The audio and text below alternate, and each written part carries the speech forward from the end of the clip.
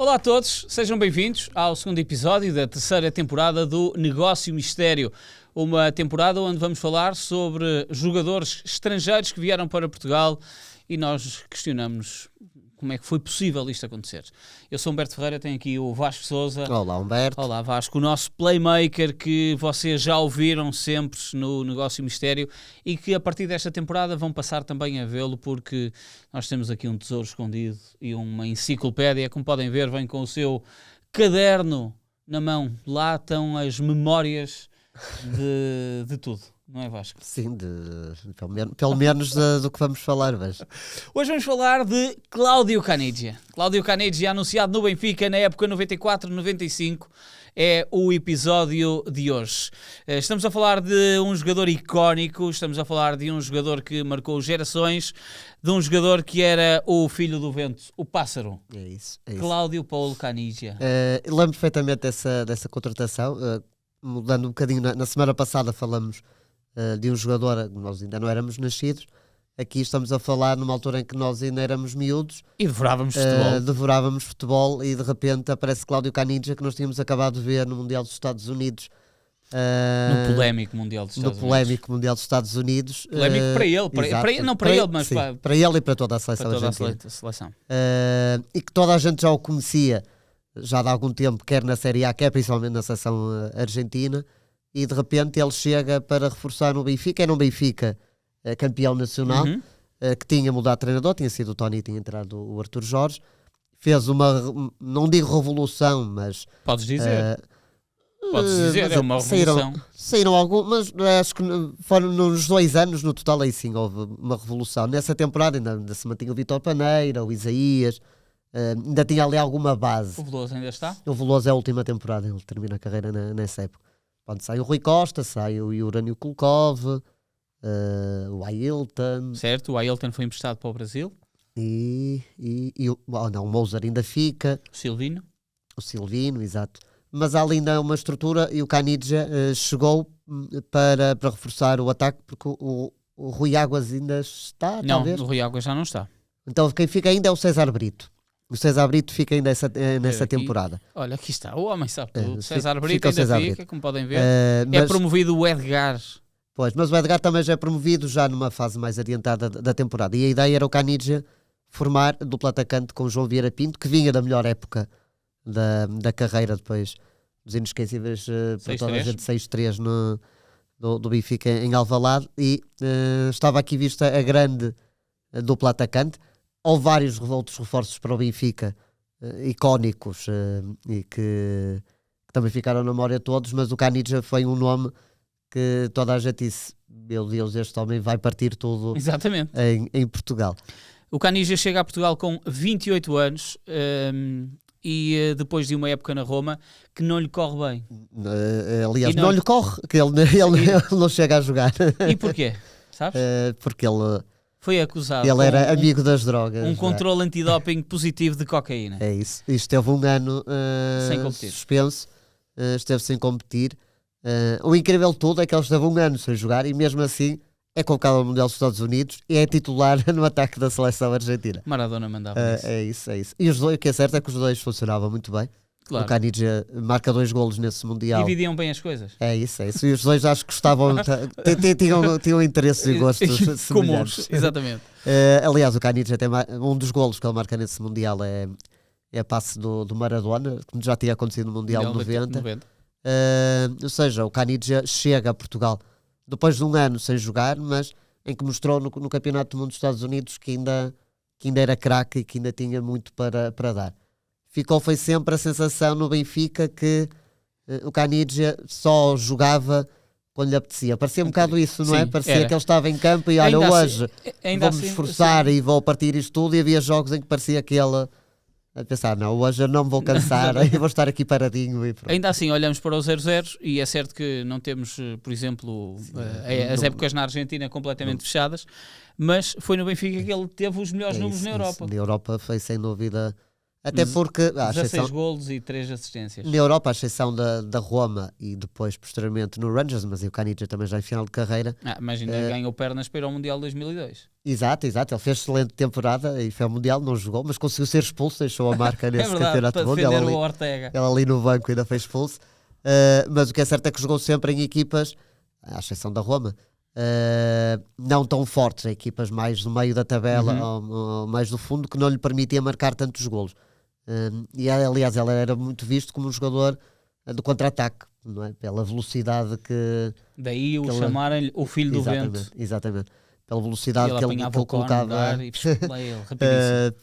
pela qualidade, pela velocidade que ele tinha. E no Benfica acabou por fazer... Acho que muitos de nós temos a memória que o Caniggia falhou no Benfica, mas isso não é verdade. Quem marca 16 golos numa temporada e deixa a marca na Champions... E aos 28 anos, é isso. Depois de já ter passado o que ele tinha passado e depois de um ano parado. A questão é que o Caniggia tinha tanto talento e teve uma carreira tão boa que fica sempre aquela sensação que ainda podia ter deixado ainda mais a sua marca no futebol português. Ele chega ao Benfica emprestado. As notícias que existem da data dizem que ele chegou emprestado. Nós no 00 não temos essa informação, temos que é com uma transferência normal. Não me recordo, o que é certo é que ele depois regressa ao Boca Juniors também de forma só fica definitiva. Mesmo uma temporada no Benfica. Só fica a temporada, mas as notícias que nos fazem viajar no tempo mostram-nos coisas inacreditáveis. O Benfica tinha deixado de ser patrocinado pelo Casino Estoril e passou a ser patrocinado pela Parmalat. Na altura estava a apostar fortíssimo no futebol. Era o Palmeiras no Brasil, Exato. Era o Parma naturalmente em Itália e era o Benfica em Portugal. E portanto, o Caniggia foi negociado pelo Benfica, os empresários do Caniggia e os diretores da Parmalat. Os diretores da Parmalat, há imagens inacreditáveis dos diretores da Parmalat entrarem nos escritórios do Estádio da Luz para negociarem o contrato do Caniggia. E eu parece que estou a vê-los eles a negociarem. Bem, meus amigos, tem aqui o valor para o patrocínio da camisola, vamos retirar esta verba para o Caniggia. Eu estou a imaginar o negócio acontecer assim. Ou pelo menos quero imaginar que ele aconteceu assim. Sim. Tem lógica. Tem lógica. A Parmalat, nesse ano, meteu 2 jogadores no Benfica. Sabes que foi outra, é fácil. Sei. Falamos dele até antes de começar. Também era colega de ataque do Caniggia, ou melhor, jogava também como avançado, que era o Edilson, que na altura ainda era um jovem. Estava no Palmeiras. O Caniggia já era um nome consolidado no futebol mundial, o Edilson ainda era uma jovem promessa, que ainda é campeão do mundo em 2002, e que no Benfica também tem números bem positivos, mas muito de fora, muito quase sempre como suplente, só no final da época em que começou a jogar com maior regularidade e mostrou logo que tinha grande qualidade. Eu lembro que o Edilson, quando jogava muito bem. Só tinha João Vieira Pinto e Caniggia, não era fácil para ele. O Benfica, e há um dirigente do Benfica, se não me engano do seu nome, Abílio Rodrigues, que era vice-presidente, foi apanhado no aeroporto nesses dias, porque o Caniggia houve 3 reuniões, só a terceira reunião é que o negócio ficou fechado. E foi apanhado no aeroporto, supostamente à espera de alguém, e a imprensa pergunta-lhe se já estava fechado o Caniggia, se o Edilson também vinha, e ele disse, mas escusam de vir com rumores porque o avançado do Benfica já está escolhido e não é nenhum desses. Já está fechado o avançado do Benfica e não é nenhum desses, escusam de estar com rumores. E sabes quem era? Quem era? Não queres tentar adivinhar? Em 94, mas chegou a vir para o Benfica? Chegou a vir. Nessa temporada. Nessa temporada. Os avançados do Benfica nessa temporada, 94-95. Era o Mário Stanic. Opa, este homem é um portento. Ele é o Mário Stanic. Este homem e de repente Mário Stanic. Que depois até vai para o Parma também. Exatamente, lá está. Percebes? Só que o Stanic aqui no Benfica não foi nada. Não. É um Benfica que nesse ano contrata 2 mundialistas. O Prodome e o Caniggia. O plantel do Benfica, em termos de nomes, em 94-95, é fortíssimo. Quer mais jovens, quer mais velhos. Mas estás a incluir aí o Nelo e o Tavares, com todo o respeito pelo Nelo e pelo Tavares. Respeito, não eram as estrelas, mas estamos a falar de um plantel. Tem o Prodome na baliza, tem o Bolzar e o Helder e o Dimas na defesa. Foi o Paulão emprestado do Grêmio. Mas o Paulão foi um falhaço. Ele tem no meio campo o Paulo Bento, que foi contratado nessa temporada, tem o Abel Xavier, tem ainda o Vítor Paneira, no ataque tem o João Vieira Pinto, tem o Caniggia, O Isaías, tem o Isaías, o Edilson e o próprio Stanik, que depois, posteriormente, a carreira dele mostrou que era um excelente jogador. Há aqui muita qualidade. Era um plantel um bocado desequilibrado, em que, tirando o ataque, nas outras posições, acho que o 11 era forte, mas depois faltava ali mais qualquer coisa. Mas em termos de nomes, era um plantel que impunha respeito. O Caniggia, já aqui falamos sobre os números dele no Benfica, ele foi mesmo um chegar, ver e vencer. É isso, ele chega e marca logo na estreia contra o União da Madeira, mas e toda a gente pensou, ele vai engatar. Só que esse era o único golo que ele tinha até à 9ª jornada do campeonato. Eu lembro perfeitamente de haver muitas críticas ao rendimento do Caniggia, porque pelo meio o Benfica jogava na Champions, passa a fase de grupos até sem derrotas, e ele marca 3 golos. Ele visa contra o Anderlecht e marca contra o Steaua, talvez. Sim. Mas para além dos golos, ele jogava muito bem na Liga dos Campeões, e a dupla com o João Vieira Pinto estava muito bem. Então eu lembro perfeitamente as pessoas falarem, parece que o Caniggia só se quer valorizar na Liga dos Campeões e que não se interessa pelo campeonato. E toda a carreira dele no Benfica foi muito assim, na Liga dos Campeões. Um Caniggia fortíssimo. No campeonato era só de vez em quando. Ele marca 2 gols em Guimarães, por exemplo. Aproveita também na taça. Tem um jogo da taça contra o Marinhense. Faz um hat-trick e dá 2 ou 3 assistências. E falha um penalti. Ainda falha um penalti. Começa por falhar o penalti logo aos 3 minutos. Pedro Duarte defende essa grande penalidade. E depois Caniggia faz 3 golos e 2 assistências. Mas marca aos 28, aos 31, aos 30 faz uma assistência. Esse jogo fica 12-0. 12-0. As coisas que tu sabes.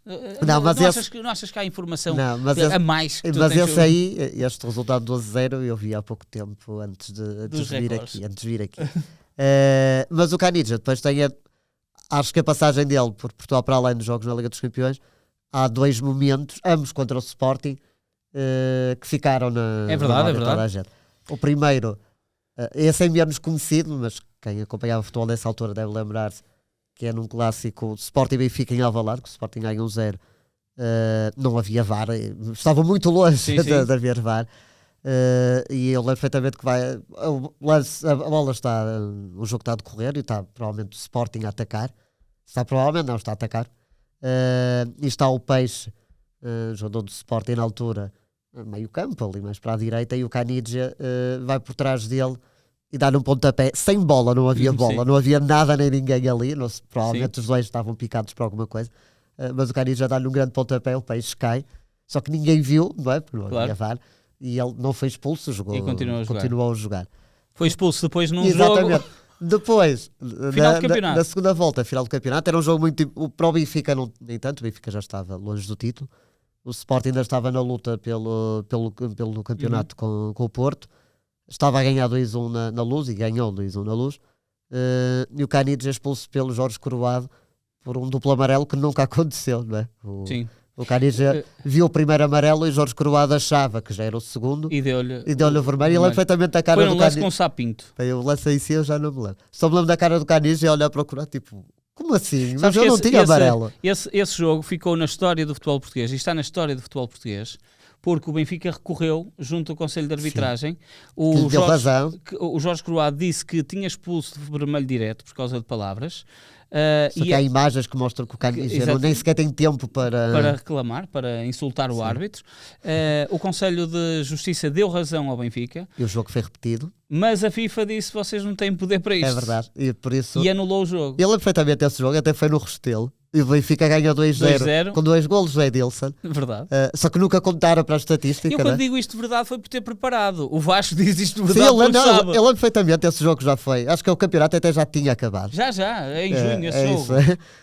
Parecia quase um jogo amigável. O Benfica ganha 2-0 com 2 golos do Edilson. Não mudava nada na classificação, mas pronto, pelo menos em termos de resultado, o Benfica tem aqui mais uma vitória no derby. Mas depois a FIFA diz: não, meus amigos, vocês não podiam fazer isto, este jogo no Restelo não aconteceu. Apaguem isto da história e vamos fazer de conta que isto não aconteceu.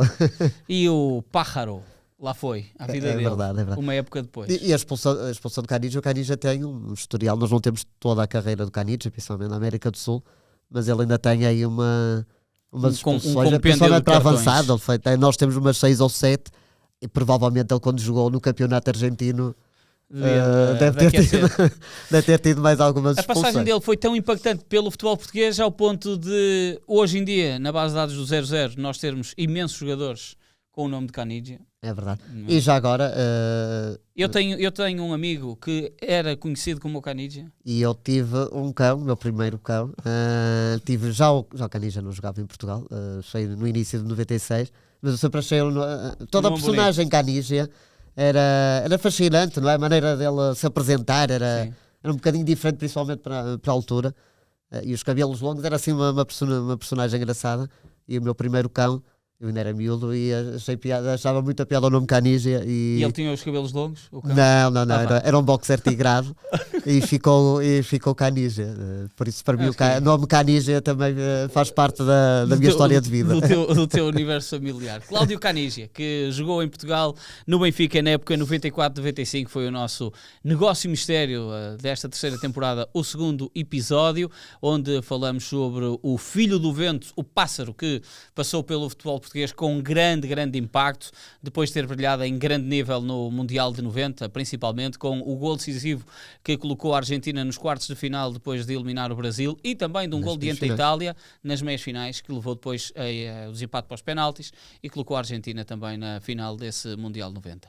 Vasco, obrigado. Obrigado, Bel. Para a semana estamos de regresso. Tentem adivinhar qual é que é o nome do jogador que vamos trazer. Podemos dizer... Exato. Queres dar alguma dica? Damos. Jogou no Sporting. É isso. Queres dar outra? Se der outra, provavelmente as pessoas aí vão chegar mais rapidamente. Também jogou num campeonato do mundo em que o Canidia também jogou. Pronto. Então se calhar já vão chegar lá. Vamos ver. Ou não. Meus senhores, um abraço, fiquem bem. Até para a semana.